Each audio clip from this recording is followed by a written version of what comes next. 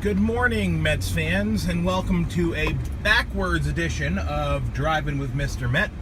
That's right, I'm not even turning the hat around so you can see the logo because the team is not playing like the Mets should be playing.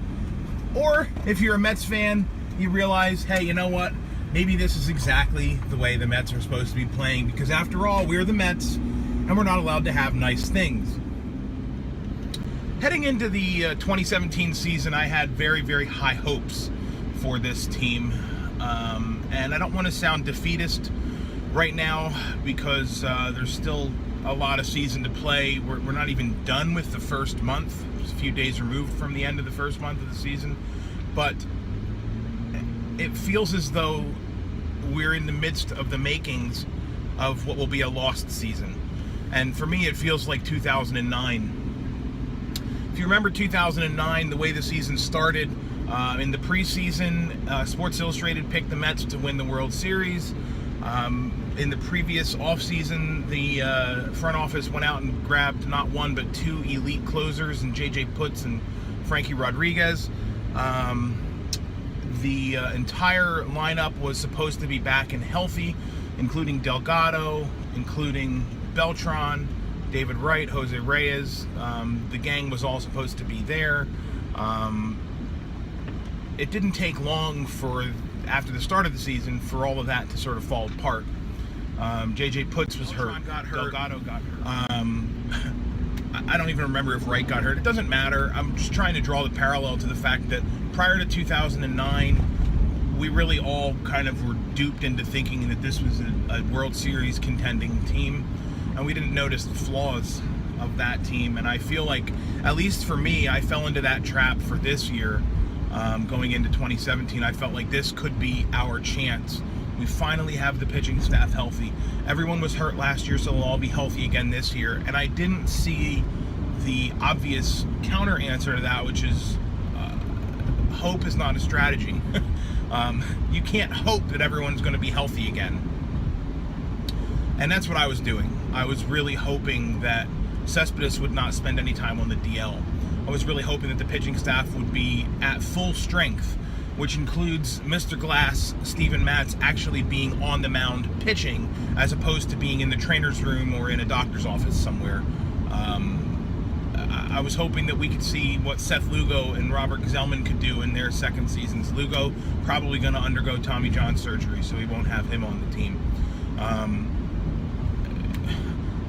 This team, this front office, so often seems to bungle situations that shouldn't be bungled.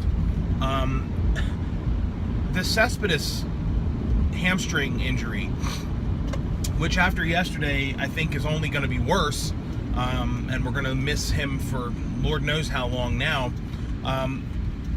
The Mets have yet to take advantage of the new shortened 10-day DL.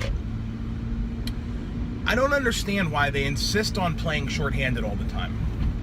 So they let Cespedes sit out 3 games, 3 quite frankly very important games. If he's going to miss them, put him on the freaking DL and at least be at full strength, with at least a full roster at the manager's disposal, as opposed to hamstringing the manager with a short bench. Put him on the DL. It's short-sighted to try to say, oh, we'll give him a couple days here and there, and the bench will be short. It's short-sighted. It's foolish. It's not the behavior of a front office that is expected to contend for a World Series. You've got 2 red-hot prospects in AAA right now, tearing things up, and Ahmed Rosario and Dominic Smith. If the Mets are serious about contending in 2017, they have to pull the trigger. They have to bring these guys up. They are short-staffed, short-handed, playing out of position all over the place. Move Cabrera to third. Put Reyes on the bench where he belongs. Let Barisco back into right field. Put Granderson on the bench where he belongs. Let Dom Smith play first. Let Rosario play short. If the Mets are serious about contending, this is the sort of stuff that needs to happen. Use the DL. Give your manager a full complement of players. And for God's sakes, people, stop blaming Terry Collins for all of this, because if you listen to what most reporters believe and have learned over the years covering this team, Terry Collins doesn't make the player and personnel decisions at all. This is a front office run team. which means as much as I like him, Sandy Alderson has to be blamed for what's going on right now.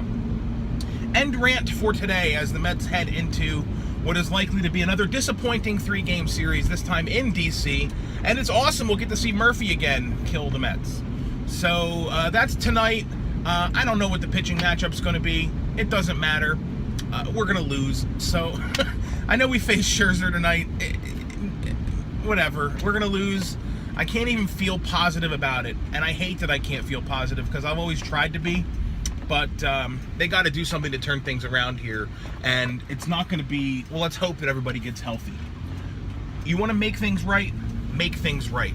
Action creates reaction. Make a move. Call these kids up. Now's the time. Unless 2017 wants to go down in history as a miserable, lost season like 2009, starting out with so much promise and ending with a fizzle. That's it for today. Thanks for tuning in, folks. Hit me up on Twitter at Mr_Met.